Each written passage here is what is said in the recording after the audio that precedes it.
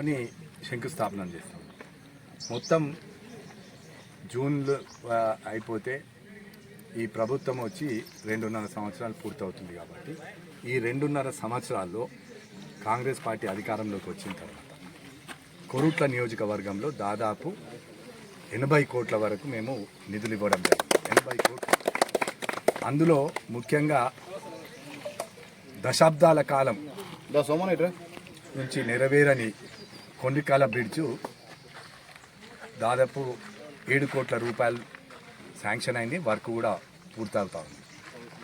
అదేవిధంగా 18 కోట్ల 70 లక్షలు 18 కోట్ల 70 లక్షలు రూపాయలు 2 మున్సిపాలిటీలకు కూడా ఇవ్వడం జరిగింది. పనులు కూడా స్టార్ట్ అయినాయి. అవి కాకుండా అన్ని మండలాల్లో డ్రైన్స్ కానివ్వండి, ముఖ్యంగా సీసీ రోడ్లు అన్నీ కూడా వేయించినాం.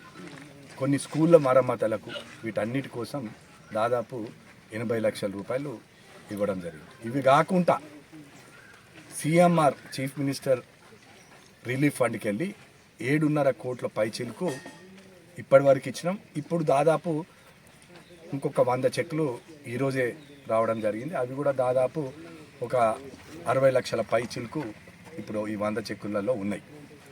అంటే ఈ ప్రభుత్వం వచ్చిన తర్వాత గతంలో 10 సంవత్సరాలు ఎన్నడూ జరగని అభివృద్ధి ఈ కొరుట్ల నియోజకవర్గంలో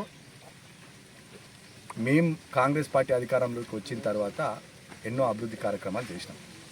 చాలా మటుకు ఇలా వెల్లుల గ్రామం ఉంది. 1 కోటి రూపాయలు పెట్టి ఖాళీ మనం సీసీ రోడ్ చేసినాం. మీకు ఎప్పుడన్నా వెళ్ళి చూడండి. అది టెంపుల్ వరకు ఆడ 3 టెంపుల్లు ఉంటాయి. ఆడ మహిళా సోదరుమణులు అందరూ కూడా బురదల్లో నడిచే ఇది ఉండే. ఇప్పుడు మొత్తం పూర్తయింది.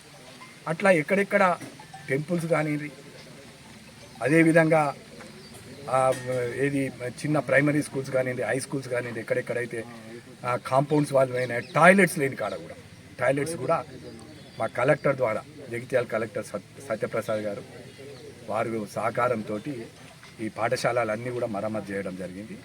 అదేవిధంగా మరి మీకు అన్ని మీరు చూస్తూ ఉన్నారు.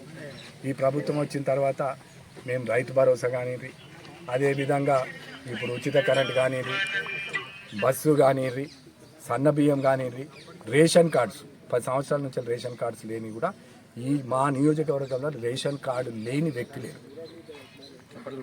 అన్ని కార్యక్రమాలు ఈ 2.5 సంవత్సరాలు పూర్తి చేసినాం. ఇంకా కూడా అభివృద్ధి చేయబోతా ఉన్నాం.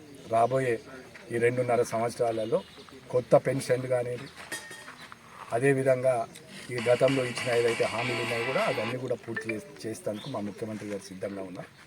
తప్పకుండా పూర్తి చేస్తాం. మళ్ళీ రాబోయేది కూడా రేవంత్ రెడ్డి గారి ప్రభుత్వం అని మీ అందరికీ తెలియజేస్తాం. వారు టీఆర్ఎస్ పార్టీ నుంచి వెళ్ళి గెలిచిన ఎమ్మెల్యే గారు, నేను కాంగ్రెస్ పార్టీ నుంచి వెళ్ళి పోటీ చేసి ఓడిపోయినా. అయినప్పటికీ మా గవర్నమెంట్ ఉంది కాబట్టి మా ముఖ్యమంత్రి గారు ఒకటే చెప్పారు, మా బీఫామ్ ఇచ్చిన వాళ్ళు మా పార్టీ ఎమ్మెల్యేస్ అని. అందుకు విధంగా మేము అభివృద్ధి కార్యక్రమాలలో పోటీ పడాలి. I appreciate it. Is coming competition to develop the constituency, we appreciate. But మేము ఎక్కువ నిధులు తీసుకొస్తూ ఉన్నాం, ఎక్కువ పనులు చేస్తూ ఉన్నాం, ఎన్నో కార్యక్రమాలు చేస్తూ ఉన్నాం, అభివృద్ధి కార్యక్రమాలు చేస్తున్నాం. నేను చెప్తున్నా కదా, ముఖ్యమంత్రి సహాయ నిధికి వెళ్ళి దాదాపు ఇప్పటి వరకు 7.5 కోట్లు తీసుకొచ్చినామంటే మీరు ఆలోచించండి. అట్లా ఎన్నో అభివృద్ధి కార్యక్రమాలు చేస్తూ ఉన్నాం. ఎక్కడ కూడా వారు తీసుకొచ్చేటి ఎమ్మెల్యే గారితో అయ్యే పనులు వారు చేస్తూ ఉన్నారు, నాతో అయ్యే పనులు మేము చేస్తూ ఉన్నాం. మేము పోటాపోటీగా పనిచేస్తూ ఉన్నాం. తప్పకుండా ఎవరి కోసం చేస్తున్నాం? ఈ ప్రాంత ప్రజల కోసం. ఈ ప్రాంత ప్రజలు వాళ్ళు సుఖ సంతోషాలతో ఉండాలన్న ఆలోచన కొద్దే ఇప్పుడు మా ముఖ్యమంత్రి గారు వైద్య, విద్య, క్రీడ ఈ 3టికి ఇంపార్టెన్స్ ఇస్తాం.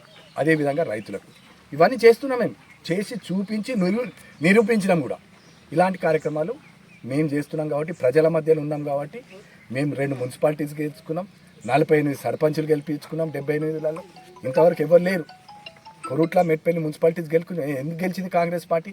ప్రజలు నమ్మి మాకు నిజంగా పనిచేస్తున్న నాయకుడు ఉన్నాడు, ఇలాంటి నాయకుడు కావాలి, మాకు అవసరం ఉన్న ఉద్దేశం కొద్దీ ఇలా 2 మున్సిపాలిటీలు గెలిచినాం, 78లో 48 సర్పంచులు గెలిచినాం. ఇలా మల్లాపూర్ మండలంలో అధిక సర్పంచులు మేమే గెలిచినాం.